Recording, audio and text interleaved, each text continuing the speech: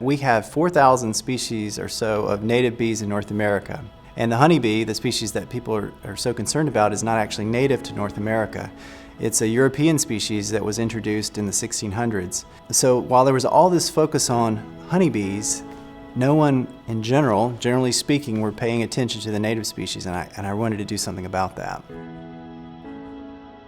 So I began to document everything that I could find. I began to talk to biologists, reach out to people, and I was on a trip to the Great Smoky Mountains National Park's insect collection. And Becky Nichols, the park entomologist, showed me this one specimen of a bee called the rusty-patched bumblebee that hadn't been seen in the park in many years. But it was a species that was once really, really common.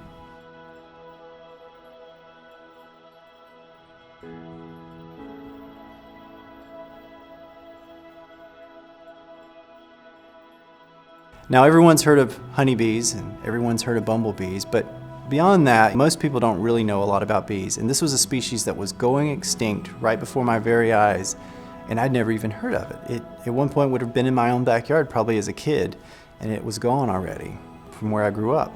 And it was funny, I was in that collection looking over and I saw a passenger pigeon sitting in a glass case nearby. The passenger pigeons used to be the most abundant vertebrate in North America at one point, where flocks would fly over from morning until nightfall, just huge flocks of animals. And suddenly the species went extinct.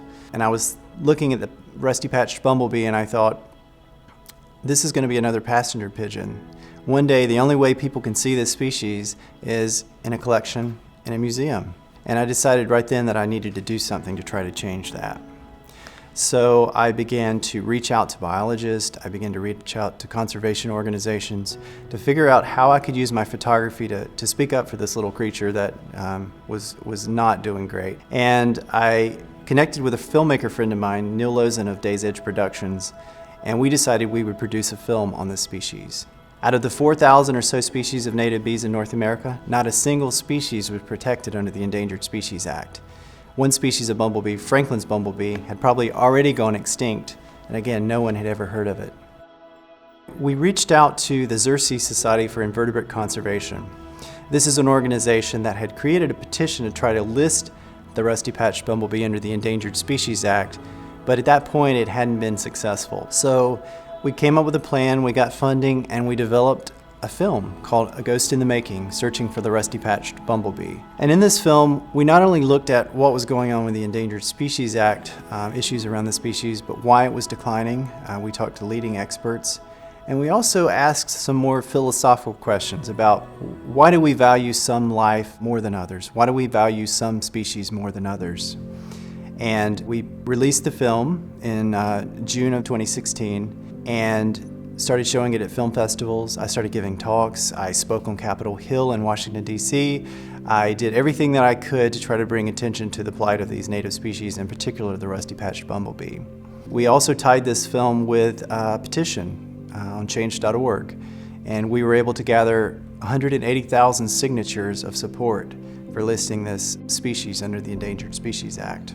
I am very excited to say that in September of 2016, the U.S. Fish and Wildlife Service agreed to propose listing for this species under the Endangered Species Act. Now, we have a few months to go yet, but if this species is protected, a few amazing things will happen. First of all, it will be the first North American species of bee to have federal protection. Secondly, it's the first time in the U.S. Fish and Wildlife Service's history that a species, a rare species, will likely be protected in a big way by everyday people. People doing things in their own backyard. This is a species that people can actually see and not a species in some faraway place. And third, I think it'll be a landmark decision for pollinators because up until this point, there hasn't really been much legal ground to push back against, pesticide companies. If this species is protected, it means that every species within its habitat range, which is about half of North America, will benefit from its protection. It will gain new habitat. It means that maybe the less charismatic bees also get a boost by this work. I can certainly say that there's nothing that I've been more proud of in my career than trying to help this little bee.